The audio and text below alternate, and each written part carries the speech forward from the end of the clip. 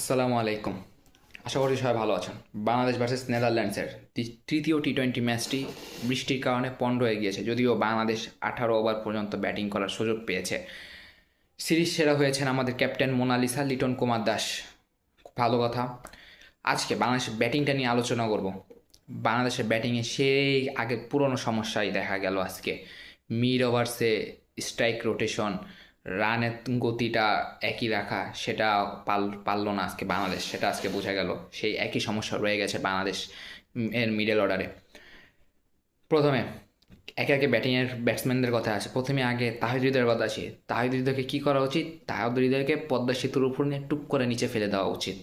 তাহিদ হৃদয় অনেক দিন ধরে ফর্মে নেই, তবুও তিনি দলে নিয়মিত খেলছেন, নিয়মিত জায়গা পাচ্ছেন ঢাকা বিশ্ববিদ্যালয়ের কোটাতে। আমরা আশা করব যে এশিয়া কাপে যেন তিনি জায়গা পেলেও দলে একটা ভালো একটা ইনিংস উপহার দিতে পারেন, না হলে তাকে আমরা সব ভক্তরা মিলে পদ্মা সেতু থেকে ফেলে ফেলে দিতে পারি।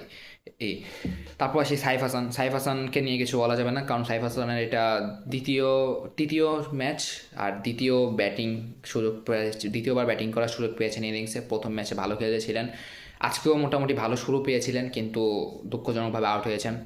লিটন দাস, তাকে নিয়ে একটু সমালোচনা করতে চাই, কারণ লিটন দাস, অনেকে বলবেন যে লিটন দাস তো ভালোই খেললো, 158 স্ট্রাইক রেটে ব্যাটিং করছে, কিন্তু তারই 158 স্ট্রাইক রেটে তার প্রায় 200 স্ট্রাইক রেটে ব্যাটিং করার কথা ছিল, কারণ তিনি 50 পেয়েছিলেন, 25 না 26 বলের জন্য তিনি 50 পেয়েছিলেন। তিনি সেই রানটাকে 45 না 46 বলে 70 রানে নিয়ে গেছেন। কেন?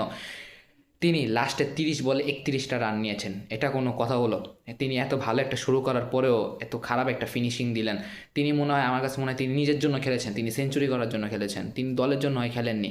বাংলাদেশে যেভাবে শুরু করেছিল, পাওয়ার প্লেতে 67টা রান 1 উইকেটের বিনিময়ে, সেখানে বাংলাদেশের 18 ওভারে মিনিমাম হলেও 175 থেকে 180 রান করার কথা ছিল, কিন্তু বাংলাদেশ করেছে 164 রান।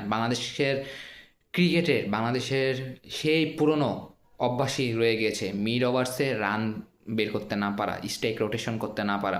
তাহলে এখন আমরা যাবোটা কোথায়? তাহলে আমাদের লাভটা কি হলো যে এত ডাকনাম করে? আজকে বাংলাদেশ একাদশটা আমার কাছে ভালো লেগেছে। তানজিদ তামিম, পারভেজ হোসেন ইমনকে বিশ্রাম দেওয়া হয়েছে, মুস্তাফিজকে বিশ্রাম দেওয়া হয়েছে, তাসকিনকে বিশ্রাম দেওয়া হয়েছে। তাদেরকে নুরুল হাসান সোহান, কেন নুরুল হাসান সোহান, জাকের আলী যদি লাস্টে যদি পার্টনারশিপটা না করতো 43 রানের, তারা যদি ফিনিশিংটা না ধরো, বাংলাদেশ 164 রানও করতে পারতো না, বাংলাদেশ সেখানে 130 রানের ভিতরে আবদ্ধ থাকতো। আমার সবচেয়ে মেজাজটা খারাপ হয়েছে যে লিটন দাসের ইনিংসটার উপরে। তিনি পারতেন, তিনি 70 রান করে আউট হয়েছেন, তিনি আমার মুহূর্তে তিনি 91 রান সহজে করতে পারেন, যে কয়টা বল খেলেছেন। তিনি খেলেছেন সেঞ্চুরির জন্য, কিন্তু দুর্ভাগ্যজনকভাবে কিন্তু তিনি সেঞ্চুরিটা করতে পারলেন না।